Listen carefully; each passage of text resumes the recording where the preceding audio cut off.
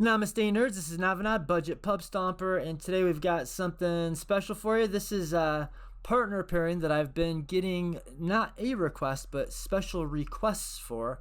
I think since Tymna got reprinted and it's finally in our budget territory, which is so exciting to me. This Tymna Jeska pairing just kind of makes sense, and I've had it called out by name by at least 2 people in the comments and more just in general. Looks like my Windows 10 support's gonna end soon. And I've got a special guest on today to explain. This isn't my build, although looking at the deck list, just kind of glancing at it, I would not, I'd be happy to claim it. It looks pretty good. I've got Nacho, or was it Ignacio? I never know how to pronounce that. Hello. How you doing, man? It's Ignacio. Say it again? Yeah, doing good, doing good. Ignacio is in Spanish. I say it at least in Spanish. Ignacio. So, yeah, so it sounds a bit weird in English because it's mainly Spanish. So it's Nacho. Yeah, basically. So this is one of my oldest budget homies. We've been budget brewing for a long time, like years, right? Yeah, since the Corbel deck, the Magda incident, and the Malcolm Kellys. Yep, I forgot, all the way back to Corvold. That's right. So let's who are the commanders? What do they do? And why did you choose them? So Tymna is basically a card draw in the command zone, and it has some good colors on it, and basically wants to build you a good deck just by building good attackers and good cards that synergize with her. So just by her existing, you want to build a decent deck.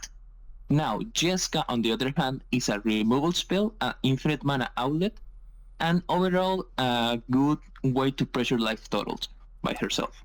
Okay, so she is basically some dorks. So we've got card draws, because Tymna, I don't know if there's anybody that's not familiar, but Tymna just says that at the beginning of each post-combat main phase, you lose 1 life and draw 1 card for each opponent that you dealt damage to, right? Something like that. And so you can draw up to 3 cards per turn, pretty easily.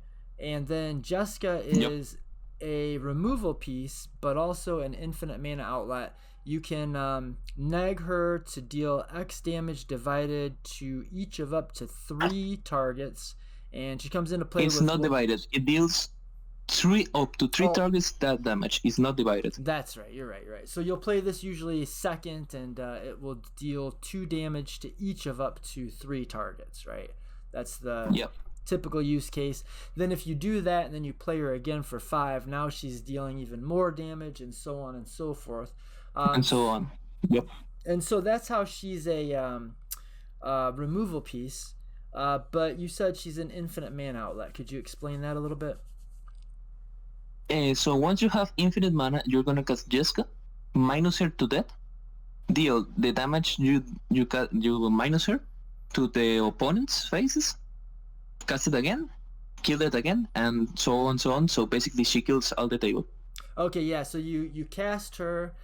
You deal, even if it's the first casting, you deal 2 damage to each of your opponents. You tick her all the way down.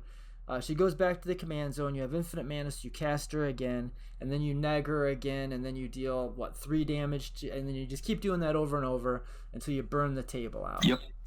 Okay, so how are we? I guess, what do you want to talk about first? How we proc Tymna, or how we do the infinite damage? I want to talk first about the package of the deck, because the combos are mostly easy. Okay. So I want to talk about the Tymna attackers, the Ashok Strike Leader, so good. Qatar Commando, the Qatar Commando. Lock is one of my favorites right now. Which one is your Treasure favorite? Hunter. Oh, Locked Treasure Hunter. I don't even know what that is. Lock can't be blocked by creatures with greater power. Cool. When it attacks, each player mills a card. If a land was milled this way, create a treasure token. Until end of turn, you may cast a spell from a... Oh, wow, that's not bad, man. For 27 cents. Yep. Yeah, that's a good little Tymna attacker. Evasion, value. Yeah, that's good. I like that. Also, we're running Magda, Lurus, Professional Facebreaker, Tide Take It, Voldaren Epicure, Inti, and some stack pieces overall. Now, you see the funny angel, Starfield Shepherd. Oh yeah, Starfield Shepherd right there. So we cast it for 2, and we have multiple targets. We have Insolent Neonant, Dragon's Rage Channeler, Boldaring Epicure, Lightshall Inquisitor. So the main target, if you can do this synergy, is Lightshall Inquisitor, and if you have Mardu Siegebreaker. Mardu Siegebreaker, is that what you said? Yep, the next on my hand level. There it is. When he enters, he exiles on one creature you control until he leaves the battlefield. He has Death Touch and Haste. When he attacks, he makes one copy of that creature for each opponent, target, and attacking it. So once you're doing that, 3 Lightshot Inquisitors are gonna enter the battlefield. So that's -3 cards for your opponents. Okay, so this is 4 mana, 4/4, Death Touch, Haste. Not a bad little Tymna attacker. When this creature enters, exile up to 1 other target creature you control until this creature leaves the battlefield. When this creature attacks, for each opponent, create a tap token that's a copy of the exiled attacking creature. Attacking your opponent. At the beginning of your end step, sacrifice those tokens. Don't they get the card back when the thing gets sacrificed? Nope. Read Lightshall Inquisitor. Okay. It's a funny card. Okay, so when also you can go ahead. You can exile Insolent Neonant and Boldaring Epicure to make some draws and some damage, because Epicure makes blood tokens, and Neonant you can just sacrifice, discard a card and draw a card. Okay, so that'll help you loot through your deck, get a little extra value. This guy, when this creature enters, they exile a card from hand. And then we've got Pro Facebreaker, some of the usual suspects, but that's a cool little engine. Magda Brazen Outlaw, is that just for the treasures? Yep. You've got some other ways to make treasures, I guess. Yep, and also one of my favorites right now, as a little spicy piece, is Alexios. Oh yeah, Alexios is it's a lot of damage. Yeah, but the funny thing is the 0 ability of Jeska is until my next turn, so Alexios will do triple damage on each opponent's turn too. Yeah, so if you play the Alexios out and you use the the part of the Jeska Thrice Reborn in this type of deck that is usually not talked about very much, you can 0 her, choose a creature until your next turn. That creature deals triple damage. And so Alexios can start smashing in for massive amounts of damage. Now this is the one that you pass around the table like Slicer. Keeps getting bigger, and it's triple damage. Yeah, I'm surprised you don't have Slicer in here too. I could see that being a win con in its own right. But I don't know. I guess we've got combos. You're gonna see why I don't have Slicer soon. Okay. Alright, what else?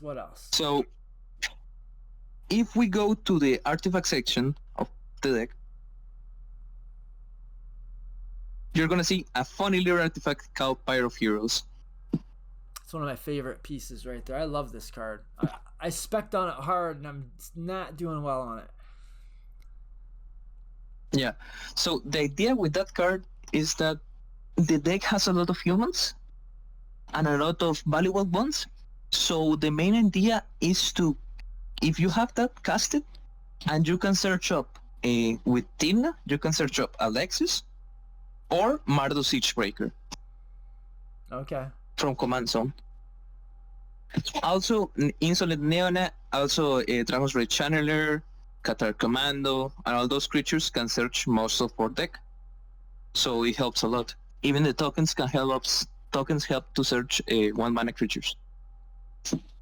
Do you ever get to the point where you're cracking 5 treasures to find your Hoarding Broodlord with Magda? Is that a thing that can realistically... Oh yeah, you've got Facebreaker. You've got the Treasure Hunter. I could see it happening. Yeah, it can happen. It can definitely happen. Yeah. Okay, do you play Strike it rich. I'm not saying you should, just curious. Nah, that's fine. That's fine. Ruinous Ultimatum. Wow, I haven't seen that in a minute. Okay, so what's the... A spicy tech of mine. That's spicy tech for sure. I guess if you're making a fuck ton of mana. Yeah, that basically just wins the game if you get that to resolve, I'd imagine. Mayhem Devil also is a piece that I think is just super valuable and budget competitive. The $100 level, there's tons of pirates and mana dorks and dwarfs, and Mayhem Devil just murks them all. That's mostly Jeska's job, because she's just a kill dorks commander. Yeah. Well, not just dorks though. She also murders like Kinnons and Magdas and Malcolms. Yeah. She can... I even kill a dinosaur one time with her. -7. Which dinosaur? Galta. I managed to kill a Galta. -7. Nice. Killed it. Nice. Okay, and here you get the opportunity, if you're playing against Magda, you can use Magda with your Mayhem Devil to kill Magda. She can trade on her own kind. She can be a traitor. But yeah, that is kind of cool that you can go Mayhem Devil, or not Mayhem, Magda, 5 treasures, and get your Hoarding Broodlord directly into play without having to put it in the bin and reanimate it. But I do see you've got some ways to get it in the bin. Got the Epicure, Insolent Neonate. Yep. So if you draw it, that's not a problem. Even Inti? Inti is really good to discard it. Yeah. I think Inti is just a really sick fucking card, honestly. You've got some stacks pieces. So what's the I guess the main win combo? What's the win lines? What are the win lines? Okay, the problem is that this deck has like 5. That's alright. The main win line is Hoarding Broodlord with Pinnacle Monk combo. That is basically being the Broodlord, reanimate it, find Soul in half, cast Soul in half, grab Pinnacle, grab a Burn Offering, cast Burn Offering, sacrifice the Broodlord, cast Pinnacle, grab Soul in half, cast Soul in half and Pinnacle, grab Soul in half and Burn Offering, and just make infinite mana with it. Yeah, I saw this on a comedian deck tech the other day. It's the first time I've seen this combo outside of the budget competitive sphere. But yeah, Hoarding Broodlord, you can either get that with Magda, convoke it into play with all of your little guys, or probably more commonly you're going to put it in the graveyard and then reanimate it. So you're going to entomb it with an unmarked grave and then reanimate it with a whatever. I'm imagining you're playing, Animate Dead and Necromancy. Then when it comes into play, you tutor a piece, and the piece you're going to tutor is Saw in Half. And you'll convoke cast the Saw in Half on the Hoarding Broodlord, blowing it up but making 2 copies of it. They will ETB. One of them finds Burnt Offering, the other finds Pinnacle Monk. You will use the Burnt Offering on the Pinnacle on the Hoarding Broodlord to start it off, and then you're going to cast your Pinnacle Monk to pick the Burnt Offering back up out of the graveyard and sacrifice again. So basically you're going to go through... No, you did it wrong. It's first you grab Saw in Half. Because if you don't have Saw in Half, you can... blow up the Pinnacle Monk with the Saw in Half to pick up the Saw in Half and the Burnt Offering, right? Yep. Okay, because when you split the Pinnacle Monk in half with the Saw in Half, then you get 2 Pinnacle Monk ETBs. One grabs the Burnt Offering, which costs 1 mana. One of them grabs the Hoarding, or the Saw in Half, which costs 3 mana. And when you cast the Burnt Offering on the Pinnacle Monk, you gain 5 mana. And so you're going mana positive on each iteration. And if anyone's not familiar, Burnt Offering is just 1 black, sacrifice a creature, add its converted mana cost to your mana pool, in any combination of red and or black mana. And so that will get you infinite sacrifice triggers, infinite mana, of course. Infinite mana. If you've got a ETB triggers too.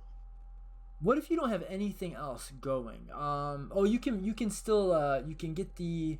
However you got the Hoarding Broodlord in the first place, like if it's a persist or a reanimate. Yeah, you can basically, once you make infinite mana, just have the monk, you grab Sound Health, Reanimate, or whatever thing you use to put the proton in the graveyard, or a Tutor, Yeah.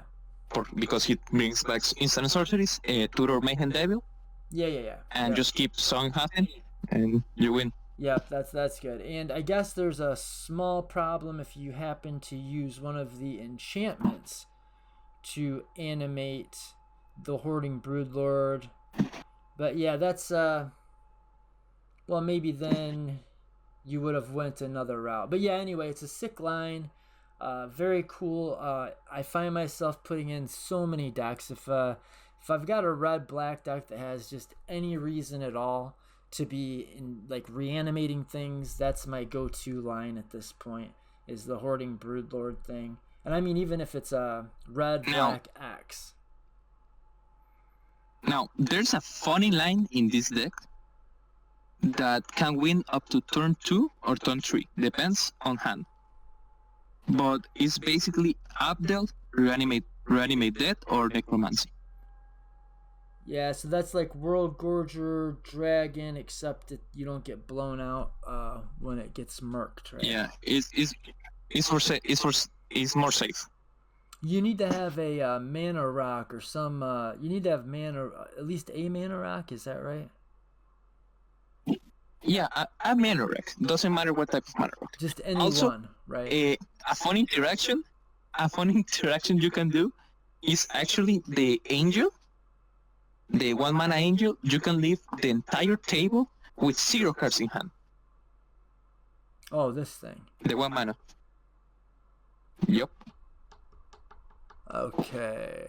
Oh, I see. Yep. So when you do the... Okay, so if anyone's not familiar with the Abdel Adrian World Gorger Dragon type of combo, we have to arrange for Abdel to be in the graveyard, and then we use one of our enchantments, either Animate Dead or Necromancy, to bring it into play. And it has an ETB that says... When it ETBs, you exile any number of other non-land permanents until Abdel leaves play. And so one of the things that you will exile is the animate enchantment that's keeping it in play. So you can exile as many things as you want. They all go away, but they're going to come back right away because you're exiling the animate dead. And then when Abdel goes away, the animate dead comes back, and it goes back to find Abdel and comes back in. So you can be doing all of your whatever permanents you have in play, making infinite 1/1 tokens, because that's part of the text on Abdel. If you've got a mana rock, it makes infinite mana. Oh, you know what? Okay, I've got a thought that I need to finish here in a second. But Abdel, and then he's saying when we have Light Stall Inquisitor, if you flicker this thing enough times, all of your opponent's hands are basically gone. So what I fucking forgot is, obviously, even if we have to use the even if we have to bend the Hoarding Broodlord and use an Animate Dead to bring the Broodlord back, and we do the Saw and Half combo with the Pinnacle Monk, we're totally fine because it always makes infinite mana, and we have an infinite mana outlet in the command zone. And you have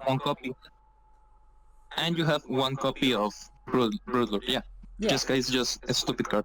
Yeah, I mean, you can just make infinite mana and then do the Jeska's thrice. You can murder the table with Jeska at that point as soon as you have infinite mana. Or if you make infinite mana with Abdel Adrian, all that requires is that you have like an Arcane Signet in play, and then you tap it over and over and over. It flickers in and out. Things come back into play untapped. Just when things in Magic hit the battlefield, when they ETB untapped unless it says otherwise on the card. So yeah, infinite mana with Abdel. Infinite mana with the Hoarding Broodlord Saw and Half line, and Jeska Thrice Reborn is your infinite mana outlet. I see Leonin Relic Warder, and I'm guessing that's not to exile your opponent's enchantments. Is to do the Abdel thing, but with Mayhem Devil. So basically, you want to use the Leonin as a second win line with the Mayhem Devil. Oh, I see. Okay, well, does it sacrifice? What is getting sacrificed? Oh, the enchantment. Animate Death and Necromancy. Yeah, okay. When the creatures, it gets sacrificed. Okay, so Leonin Relic Warder in the graveyard. You can Animate Dead it, or necromancy, and it does a very similar dance to the Abdel Adrian, in that it goes in and out, in and out, in and out, and every time it leaves, it sacrifices the enchantment that was keeping it in play, and the Mayhem Devil sees that and starts murdering all of your opponents. Yeah, that's Schrodinger's cat, because that's the Basically. yeah, basically, yeah. Speaking of cats, Luris is sick and underplayed in my personal opinion. Okay, so that's how are there any other win lines, or are those the main win lines? Those are the main win lines. You can just win by damage. Also, you can make infinite tokens with Abdel and give them haste and win with that, because we have a Biter Reunion that says pay 1 mana and all your creatures gain haste. It's enchantment. Okay. Yeah, this isn't bad. Also, it's another little thing to sacrifice so Mayhem Devil gets another proc. Yup. Hey, and you can basically win with that. Yeah, you make infinite 1/1s with your... so even if you don't have infinite mana, because you don't have a mana rock in play, if you happen to have this, you can use your infinite tokens to murder the table. I mean, you can hopefully just it comes back to you and you get another turn and you can untap and win with them, but sometimes that's a little sketchy. Something I've noticed recently, I've been putting some Mardu decks together, and the mana bases are really, really good for a very low investment. I've got a mana base for a deck I just built that was $6.70, and it is just like perfect, like flawless. These Mardu mana bases have gotten pretty good.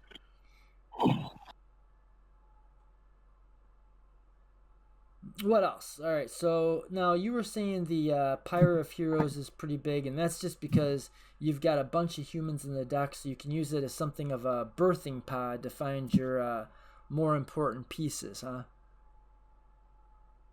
Yeah. Mostly the deck plays like a battle cruiser in the fact that it can win fast, but also it's just a threat in general, because you don't stop drawing cards, you have lots of interaction, you have silence, and you can basically put creatures that fuck the table up with at instant speed because of Pyre of Heroes, and uncontrollable creatures, and overall it's a really packed deck, and you have Tidebreaker to even be more hard to interact with, and overall the deck is just... I was gonna say, it's just fun. One of my favorite cards. If I'm playing red-white, you can just guarantee that Flame Scroll Celebrant is in the deck. I have cast this creature half, but most of the time this is a 19-cent 2-mana silence. Super good. I mean, for the price, it's just like out of this world. Anytime I've got red and white in my deck, I'm playing these two cards. They're like the first two cards I had, Wear Tear and Revel in Silence. I think they're just so good. Wear Tear, I mean, 1 mana instant speed to destroy an enchantment is fine. 2 mana, destroy target artifact, we take that rate. But you can fuse them. You can pay 3 mana and destroy an artifact and an enchantment, both at instant speed. That's kind of nutty. We've got the Orum's Chant. We've got... Mandate of Peace, so we do have a good number of what was the other one? One funny thing with Mandate of Peace is that you can attack with Tymna, make the damage, before leaving combat you cast Mandate of Peace. Why would you want to do that? Because you attack with Tymna, hit everyone, before end of combat you cast Mandate of Peace, end the combat, go to second main phase, Tymna saw people getting damage, you draw the 3 cards, and if you have a silence. Oh, yeah. Well, for sure. Yeah. I thought there was something more to it than that I was missing. How have you found Ghostfire Slice? I don't see Lightning Bolt, but I do see Ghostfire Slice. What do you think about that choice? Really good. Yeah. Really good. It's incredible because you have 2 color permanent. Yeah, I think Ghostfire. And most of the commanders are two colored, so it's basically a lightning bolt all the time. for 4 damage. Yup. And then you've got Lightning Axe, another way to make sure that your combo pieces get their asses in the graveyard where they belong. Bitter Triumph too. Bitter Triumph, yeah, it's another way to do it. You've got let's see, your Faithless Looting is another way to do it. Final Parting, Lively Dirge, Unmarked Grave. Yeah, we've definitely got ways to bin our combo pieces. Diabolic Tutor, I guess you're a grindy deck that's making some mana. I guess I could maybe see Diabolic Tutor. Not my favorite, but It's not the best, but it's the best we have right now, so I prefer it. yeah, I guess I could go along with it. Demonic Council, yeah, I mean you're doing a lot. You're doing a lot of things that are gonna put a lot of stuff in your bin. I'm a huge Soul Partition believer. This thing keeps fluctuating in price weirdly. I don't know if it's getting reprinted in precons or what. Fluctuating because of the standard in the last week, but once the standard got rotated, it plummeted down. Oh, I see. Okay. Vanishing Verse, I am a huge believer in. I like March of Otherworldly Lights, alright. Okay, the land base looks tight. What else, man? We've got Dark Ritual, a lot of the staples. Ruinous Ultimatum. So that's how much mana total? 7. 7 mana. I guess we're a grindy deck. No, huh? it's 7. Yeah, 7. No, it's basically a spicy deck because I like board waves in this format, and the one that basically says fuck you to everyone, but me, is super, super good. I was, instead of Ultimatum, I went to put Winds of Abandon, but it's too expensive. And basically the whole idea with that is that if I can make a silence go through, but I don't have a win and I have Ruinous Ultimatum, if I cast that, the entire table loses, except for me. Oh, for sure. Yeah, I mean for sure. If you get the I guess the 7 mana would be the rough part for me, but we do make treasures. We're planning on grinding. We've got lots of interaction. We're a little bit of a control-y type deck, or a grindy deck anyway. And we're definitely stacksy and control-y. All right, I want to see it. I mean, it's one card, right? What's the worst that could happen? Get one card stuck in your hand, not the end of the world. Any other spicy tech? I see the one that I always want to bust your balls about is Anguished Unmaking, but I'm going to let you slide this time. Today I'm not going to bust your balls about that one. It's mostly because I need to remove every permanent, so it's good overall. Another spicy tech, I think, is Lurus in general, because if you see, most of my go to the graveyard stuff is 2 mana or less. So, for example, the Eye of Salvage, it sacrifices himself, costs 2 mana. The Bloodpet, the Catar Commando, the Stax Piece, the Angel, the Neonant, and a lot of the good stuff the deck wants to keep alive or die and play back is 2 mana, so Lurus is really good. Yeah. And also, because it's a cat, you can Pyro Heroes the Relic Warder into Lurus. Oh, right. Yep. Got a couple of cats in there. What's this thing? A dog. A couple of cats and a dog riding a cat. This should be a dog and a cat. It's a warrior. It is a warrior. It's a warrior, so he can find some stuff. You got some other warriors in here. Okay. Inti, that one. Okay. Yeah, so that's interesting. You do have a lot of overlapping creature types. Pretty obviously not an accident. Pretty well built deck. Yeah, well that actually went pretty quick. How are we doing on time here? Hey, 30 minutes, like pretty well on the mark. Let's see. I like them to go kind of quick like that. Or we could look at a couple It should hands. be good to leave it here. Yeah, for example, that hand That hand is good, not gonna lie. The only big problem is that you don't have a Tymna attacker and don't have a way to discard those two cards, so it's a mulligan. Yeah, I think there was a really good hand before this one, and it just like when I was scrolling down, it just for whatever reason blinked out of existence. Yeah. And draw another hand. So yeah. Just move that out of the way. Reset it. All right, what do we think about this? No. No, yeah, we can keep it. I mean, It has to have Magda. We have some mana. It's fine, right? Like, it's okay. The question is, do we want to... draw the cards of turn? Okay. So we're keeping a 7. Keeping a 7. Okay, oh, yeah, hey, perfect. that just got a lot fucking better, didn't it?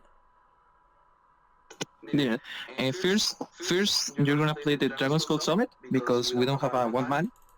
So, it doesn't matter the answer stop. Next turn, draw. Oh, damn. Yeah, I mean, I don't even know. Oh, well. Hmm. The white black land into play. Cast Magda.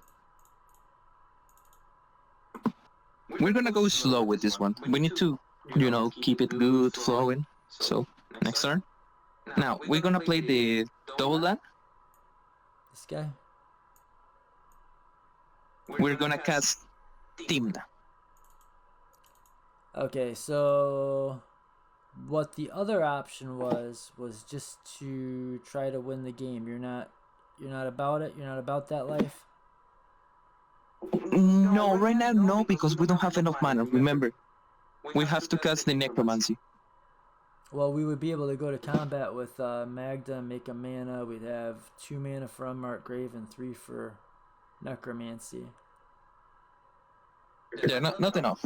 Let's keep going. Okay. The deck really doesn't want to go so fast. So you attack with Magda, make a treasure, and draw a card, let's say. Attack, and this is obviously the safer thing anyway. So we will make a treasure. Yeah. Then we lose a life and draw a card. And then we'll hopefully... Next turn? Yeah, you almost always get a turn 4. And now we go? So, now we go. So it's land, but before we go, we want to attack to make a treasure. Maybe we... And let's say, for a miracle, Magda hits. The 2 hits. So let's draw 2 cards. Tymna, let's draw 2 cards. You say that for a miracle, you draw 2 cards. Now, this is a hand. Holy. Yeah, okay, I mean, so... we're definitely there. Yeah, so we want to play the Entomb effect. We find the Brute Lore, we sound have it, but instead of finding the normal... Okay, yeah, I'll let you... So the thing I was thinking is we actually could put the Mana Rock into play and then get the... go for the... what's Abdel? No, because that thing said non-legendary stuff, so at least legendary. What's that? So we go for the... Oh, right, we can't... I got you. Okay. Yeah, so we go for a Broadlord, we reanimate it, we find a... In this case, we find... Let me think. We reanimate it with we find Sound Half.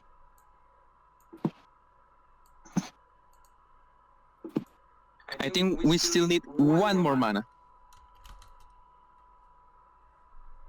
Yeah. What do you mean we need 1 more mana? To convoke it, the Sound Half. Oh, well, then we shouldn't have fucking attacked with our Tymna. Yeah, let's say that we don't attack with Tymna.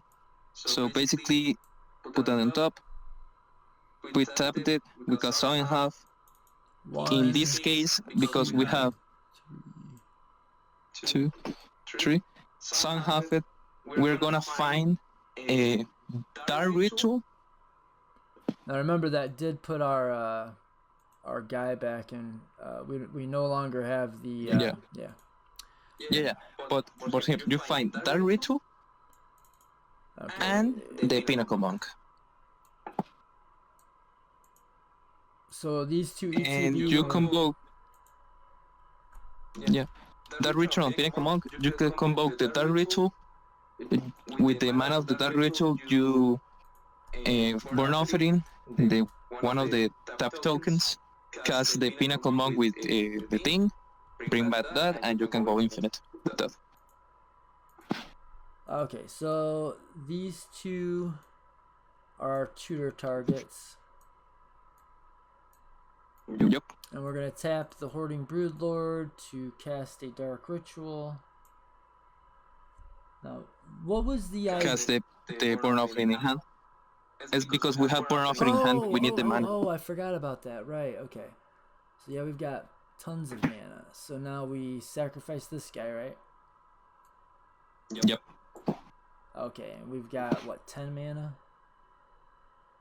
Yep. Okay, so we've got 10 mana. We cast Pinnacle Monk, we grab Sound Half, and we make infinite mana because Jess can win. Yeah, we cast the Pinnacle Monk, grab the Saw in Half, goes into our hand. We use some of that mana. Saw in Half it. We can tap this to convoke cast Saw in Half the Pinnacle Monk. No, we can't because it's in hand. Oh, that's right. That doesn't. Yeah, my bad. Okay, but in any case, doesn't matter because we've got fuck tons of mana. We will make a copy of this. It basically just do the same step over and over again, and once you have infinite mana, just cast Jeska over and over. I just want to show it since these guys might not be familiar with it. Okay, so when these two come into play, we're going to then pick up the Burnt Offering, which was in our graveyard, and the Saw in Half, which was in our graveyard. And we're going to cast the Burnt Offering. Make one of these Saw in guys. Half and our Pinnacle. Yep, and then we'll use so that gives us 5 more mana. The Saw in Half only costs 3. We'll make 2 more of these guys, and they will ETB, and we'll pick up the Saw in Half and the Burnt Offering again, and just keep going through that loop and netting more and more mana as we do. And then at some point we can just cast our Jeska. When we have 10 billion mana, we'll cast this Jeska, burn everybody, goes back in the command zone, we cast the Jeska, burn everybody, so on.